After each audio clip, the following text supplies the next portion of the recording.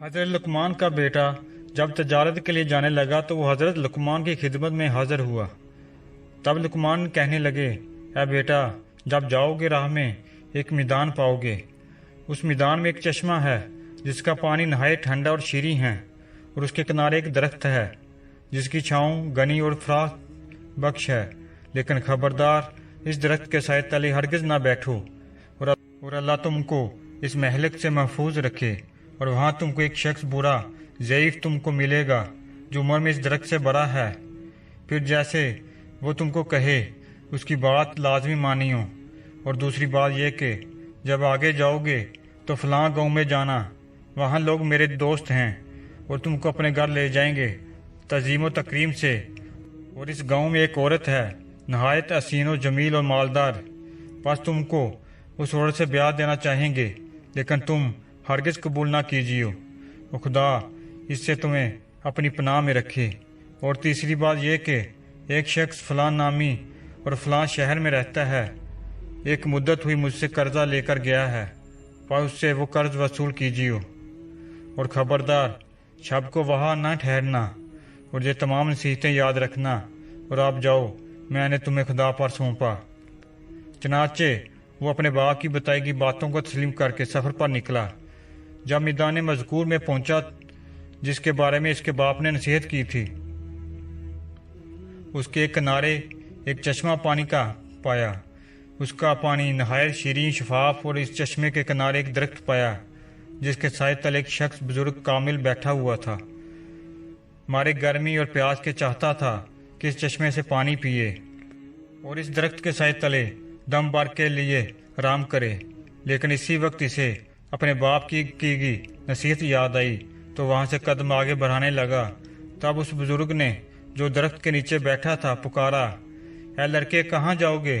ایسی دھوپ میں اور سخت گرمی پڑ رہی ہے، پاس اس چشمے کا ٹھنڈا پانی پیو اور ذرا چھاؤں کے تلے دم لے لو، میرے پاس آ کر بیٹھو۔ لڑکا بولا، ہرگز نہیں بیٹھوں گا، کہ میرے باپ نے مجھے منع کیا ہے اس درخت کے سائے میں بیٹھنے سے۔ تب وہ بزرگ کہنے لگا، قسم ہے تیرے رب کی، اس دھوپ اور گرمی میں نہ جا اور میرا کہا مان۔ یہ بات سنتے ہی لڑکے کو باپ کی بات یاد آئی کہ وہ بزرگ تجھے جیسا کہے اس کا کہا مانیوں۔ تب لڑکے نے اس بزرگ کا کہا مانا اور خلاف اس کے نہ کیا، سلام کر کے بیٹھ گیا، چشمے سے ٹھنڈا پانی پیا اور تھوڑی دیر سستانے کو لیٹ گیا اور سو گیا۔ تبھی اس درخت پر سے ایک سانپ اس لڑکے کو کاٹنے کے لیے اترا۔ لڑکا سوتا تھا لیکن بزرگ جاگتے تھے، پس اس بزرگ نے سانپ کو مار کر سر اس کا کاٹ لیا۔ جب لڑکا اٹھا تو دیکھا کہ ایک سانپ مردہ پڑا ہے بغیر سر کے، پس بزرگ سے حال حقیقت معلوم کر کے متعجب ہوا اور باپ کی پہلی نصیحت کا راز جانا۔ بعد اس کے لڑکا وہاں سے اٹھا، اپنا اسباب سفر باندھا اور اس بزرگ کو سلام کر کے جانے کی اجازت طلب کی۔ تب بزرگ آدمی نے پوچھا کہ تم کہاں کا عزم سفر رکھتے ہو؟ لڑکے نے کہا، فلاں گاؤں میں جاتا ہوں کہ وہاں میرے باپ کے دوست ہیں۔ بزرگ نے کہا، اگر تم کہو تو میں بھی تمہارے ساتھ چلوں۔ لڑکے نے کہا، بہت اچھا، آپ بھی چلیے۔ تب دونوں اس گاؤں میں کہ جہاں کا ارادہ تھا پہنچے تو وہاں کے لوگوں نے ان سے پوچھا کہ تم کون ہو اور کہاں سے آئے ہو؟ تب لڑکے نے کہا، میں لقمان حکیم کا بیٹا ہوں اور یہاں تجارت کی غرض سے آیا ہوں۔ تب گاؤں کے لوگوں انہیں نہایت تعظیم و تکریم سے اپنے گھر لے گئے اور انہیں کھانا کھلایا اور ہر روز مہمانداری کرنے لگے۔ تب ایک دن کہنے لگے، اے لڑکے، ہماری قوم کے مال و دولت خوب ہاتھ لگے گی۔ تب لڑکے نے کہا، میرے باپ نے اس سے منع کیا ہے کہ سفر میں کسی امر کے پابند نہ ہونا، ورنہ نقصان اور تکلیف اٹھاؤ گے۔ تب اس بزرگ نے جو ساتھ تھا کہنے لگا، یہاں کے سبھی رئیس آرزو مند ہیں اور یہ بھی کہ وہ حسین و مالدار ہے، تو شادی کر میں کوئی مذائقہ نہیں اور کوئی اندیشہ نہ کر۔ تب لڑکے کو باپ کی نصیحت یاد آئی کہ وہ بزرگ جو بھی کہیں اس پر عمل کرنا۔ تب پسر سلمان نے اپنے مصاب یار کے کہنے سے اس عورت مالدار سے نکاح کیا۔ تب ایک شخص اس قوم کا لڑکے کے پاس آیا اور کہنے لگا کہ میں حضرت لقمان کی بہت عزت تکریم کرتا ہوں اور اس سبب سے تمہارا بھی خیر خواہ ہوں۔ तुमने नाहक किस औरत से निकाह किया, वो बहुत बुरी है, और कबल तुमसे अपने 9 शोहरों को अपनी खलवतगाह में मार चुकी है, बस अब तुमको भी मार डालेगी। सो अगर तुम भला चाहते हो तो किसी हीले बहाने से यहाँ से निकल जाओ। तब लड़का इस शख्स की बातें सुनकर डरा और लगा पछताने और मगमूम हुआ। चनाचे जब लड़के के मुसाहिब ने इसे रंजीदा देखा तो पूछा कि तुम किस बात का अंदेशा करते हो, क्या सबब है जो मैं तुम्हें परेशान देखता हूँ। तब लड़के ने कहा कि मैंने सुना कि मेरी बीबी के जिससे मैंने ये निकाह किया है, मुझसे पहले 9 शोहरों को पहली खलबत शब जफ़ात में मार डाला है। डरता हूँ कि शायद मुझे भी ना मार डाले, और शायद इसी बात के सबब से मेरे बाप ने मुझे इस निकाह से मना किया था। तब इस बुज़ुर्ग ने कहा, कुछ अंदेशा ना करो और खातिर जमा रखो, मैं तुम्हें एक हिकमत बतलाई देता हूँ, इसको कीजिए। वो ये कि जब शब को तुम्हारी बीवी तुम्हारे पास खलवत कदाई में आए तो किसी बहाने से उसे वहाँ छोड़कर मेरे पास आओ, तब हम इसकी तदबीर और इलाज करेंगे। गर्ज जब इसकी बीवी शब को उसके पास खलवत कदा में आई तब उसने बहाने से कहा कि तुम यहाँ बैठो, मैं ज़रा बाहर से होकर आता हूँ।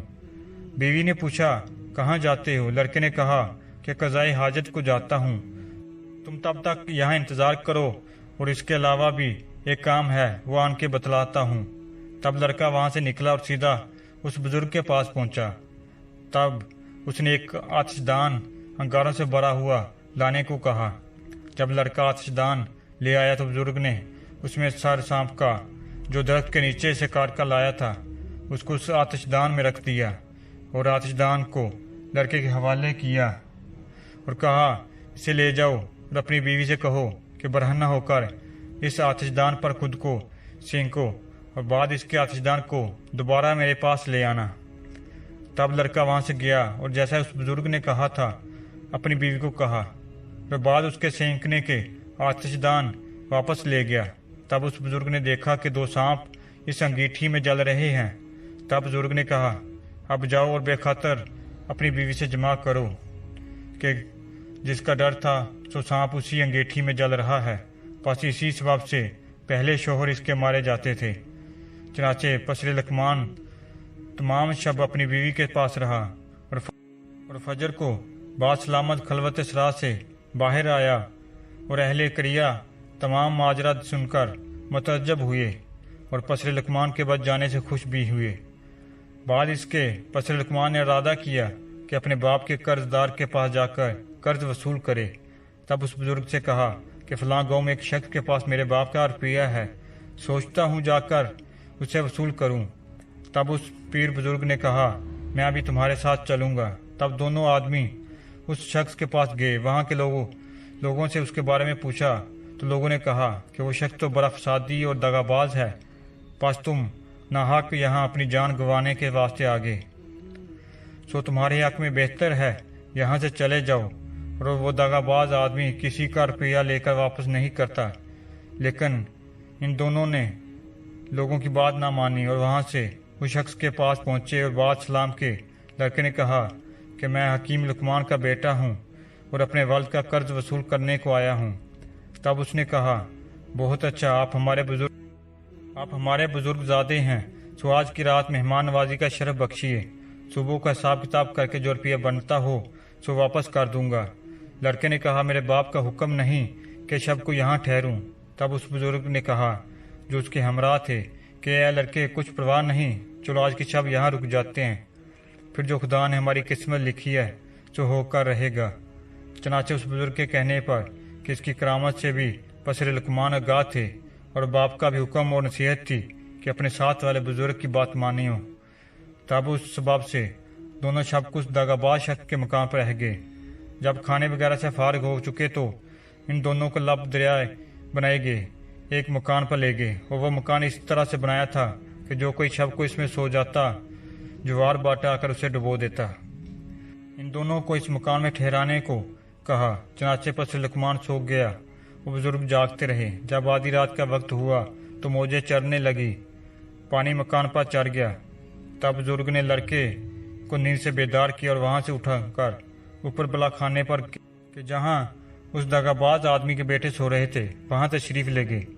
वहाँ से उसके बेटों को तख्त के समेत उठाया और नीचे अपनी वाली जगह पर सुला दिया और खुद ऊपर उनकी जगह पर सो रहे।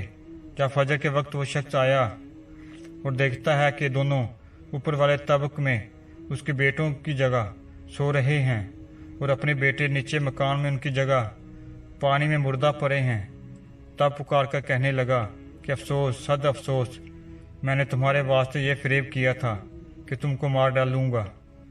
ये मैं अपने फरेब में आप हलाक हुआ, मेरे सब बेटे मारे गए। तब इन दोनों ने कहा, जो किसी के लिए बदी करता है सो दर हकीकत अपने लिए करता है।